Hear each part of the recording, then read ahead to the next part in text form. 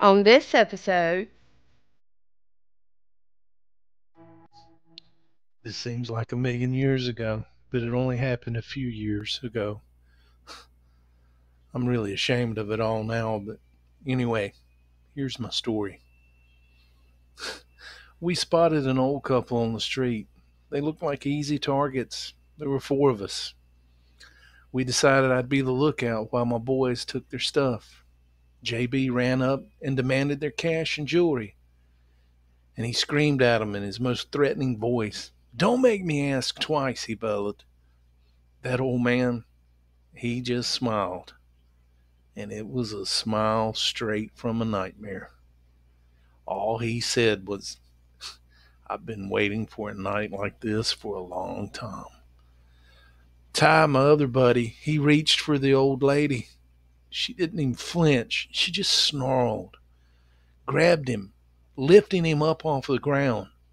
Then the old man grabbed JB and flung him into a parked car, shattering the window, setting off the alarm. The door was bent. I couldn't believe what I was seeing. In a heartbeat, they were on Ty. His screams, I can still hear them in my ears. Mex, my other buddy, he tried to move and run, but they were like lightning. I was just so scared. I was paralyzed with fear, and I watched what they done to him. Oh my! They they literally drained him. I mean, just right before my eyes. That old man's eyes were glowing red, and in the most demonic voice, he screamed, "He's mine." And it just echoed. And then I saw what he did to JB. Man, I was so scared. I begged for mercy. And they just laughed at me and looked at me, and all they said together in unison, "Someone has to tell the story." And just like that, they were gone. I blinked and they were gone. Believe you me, I got right with God after this. Hello, my name is Sharon, and I work at a preschool in Montana. I want to share with you the most horrific experience of my life, my family's abduction by aliens. In the fall of 1989, my then husband, our three children, and I were abducted and terrorized every night for 6 months. Even now, my grown children suffer from PTSD because of what we endured. We lived on 8 acres in a semi remote location in northwest Montana when the abductions began. I believe it started in October. It was definitely fall because it severely impacted my husband while he was hunting. One evening, while we were playing family games, my husband and I saw a streak of fire shooting across the sky. We rushed outside and saw that whatever it was seemed to have crashed on the upper part of our land. The next day we investigated, but found no evidence, just burnt treetops. The following evening seemed normal. We put the children to bed and turned in ourselves. Around 3 a.m., we were awakened by bright lights flooding our entire house. We both felt an intense awareness that we were being watched. I remember being hooked to some sort of TV monitor night after night with hundreds of other humans. I even have a scar from it. Those days and hours are etched into our memories. We reported the incident to our pastor, who came and blessed the house, which seemed to help. This happened in 2022. My 17-year-old daughter was home alone with our five dogs. At dusk, she saw something very large on 2 feet standing at the edge of our woods. Strangely, the dogs never barked. When she looked at it, it spun around and walked off quickly. At first, I thought she might have been imagining things, but later that year, I experienced something similar. As I walked up our driveway, I heard a stick snap in the woods, and I looked to my right, about 30 feet away, and I saw a very large figure walking away from me down a path in our woods. I stepped back and got one more glimpse of it before it disappeared. I immediately texted my daughter asking her to describe exactly what she saw when she saw it and where it was at. When she got home, she showed me the exact spot. She said it was behind the basketball net and almost as tall as the bottom of the net. She saw it only for a few seconds as it walked quickly behind and back into the woods and out of her view. Right after that, she heard what sounded like it running away deeper into the woods. She described it as a dark color, walking on two legs. I drew what I saw, and she confirmed that it matched what she had seen. I'll tell you, I have to be honest. I really didn't believe in these kind of things until the day I saw it. I archery hunt in our woods all the time and have never seen anything like this before. I looked for tracks. I couldn't find any. Hell, I even looked for scat and didn't find anything. But I know something, something big is in the woods behind our house. Years ago, I was staying at the Stanley Hotel in Estes Park, Colorado, the very hotel that inspired Stephen King's The Shining. Around 3 a.m., I was startled by the sound of children running up and down the hallways, their laughter echoing through the night. Curious and slightly annoyed, I opened the door to see what was happening, but found nothing. Quick little boogers, I thought, closing the door and returning to bed. The next morning, during a tour of the building, my boyfriend and I were stopped by the guide right in front of our room. To our astonishment, he began telling the story of young girls whose ghosts could be heard running up and down that very hallway.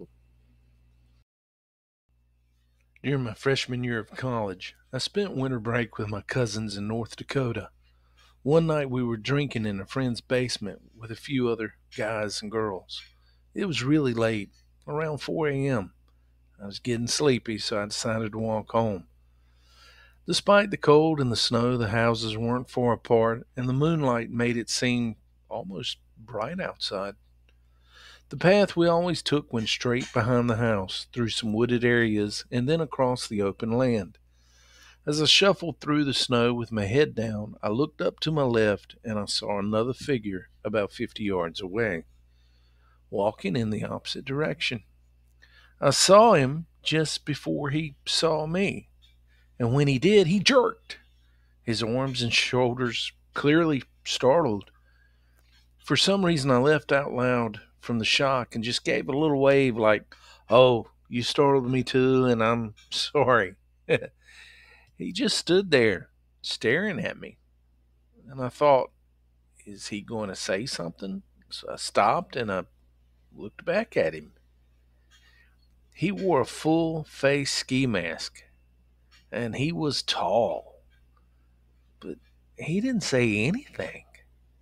It felt like an eternity. Just me and this strange guy in a ski mask just staring at each other in the desolate woods in the middle of winter at 4 a.m. Anyway, a huge chill went up my spine, and a voice in my head screamed, "You need to get the hell out of here right now." I turned and walked as fast as I could toward home, not daring to look back. So, whoever you are, strange guy in a ski mask, let's hope we never meet again.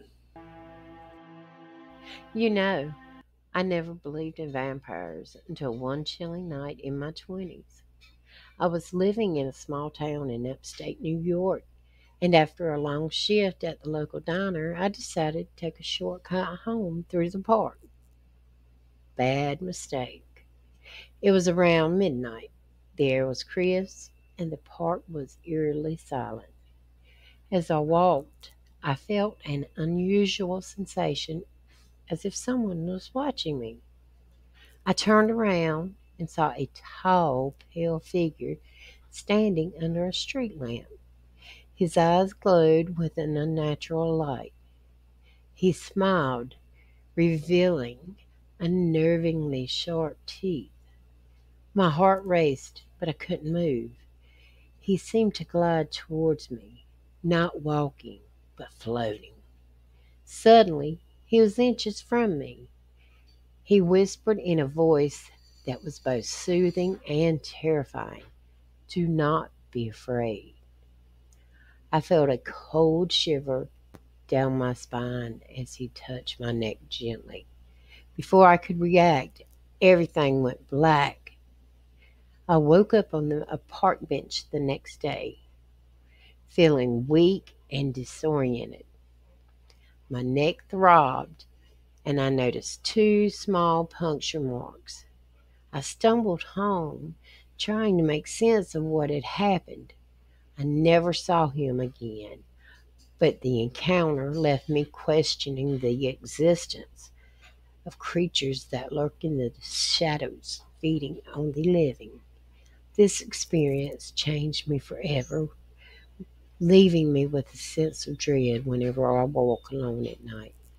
The memory of his glowing eyes and sharp teeth haunts me to this day. When I was a kid, my uncle and I were gathering firewood for my grandmother. On our way back, I felt a creepy sensation of being watched. Just as I was about to look out the truck window, my uncle shouted, "Don't." I froze. My heart was pounding, and then stopped when I heard a tap on the truck window. My uncle sped up, praying loudly in our native tongue.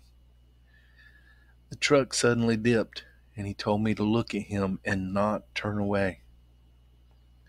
The tapping came again from the back window. Eventually, the truck, or the back of the truck bed, dipped again, and then it was quiet. My uncle reassured me, and we'd ask my father for a prayer to make the evil thing forget us. Years later, I had a nightmare about that night and called my uncle. He said he only saw eyes like brake lights watching me. I joked about why he didn't just put on the brakes when it was in the back of the truck, and he simply replied, after a long pause, "Because it wasn't alone." While hiking off the main trail along a river, I noticed an older, creepy guy in an open Hawaiian shirt following me. I kept going until I hit a steep bank and had to turn back. I tried to avoid him by cutting through a crane brake, but creepy guy still stopped me and asked, "Hey, looking for a good time?" I firmly said nope and quickly noped myself right out of there. I had a horrifying experience that I know, well, it couldn't have been a nightmare because I keep getting flashbacks and I feel sick with fear when I remember.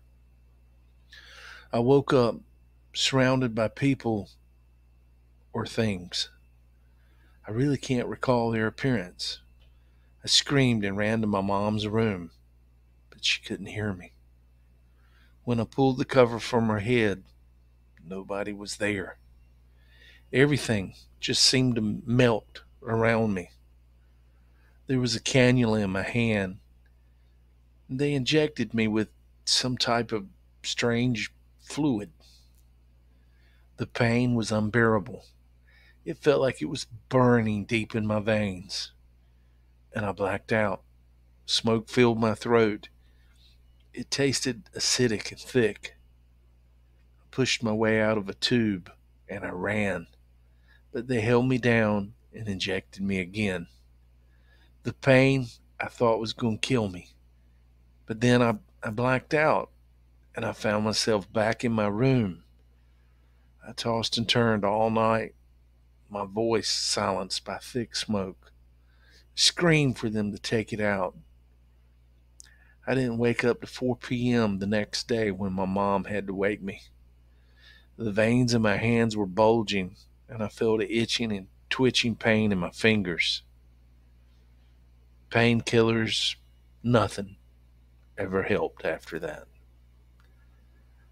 They say I'm crazy, but I don't think so.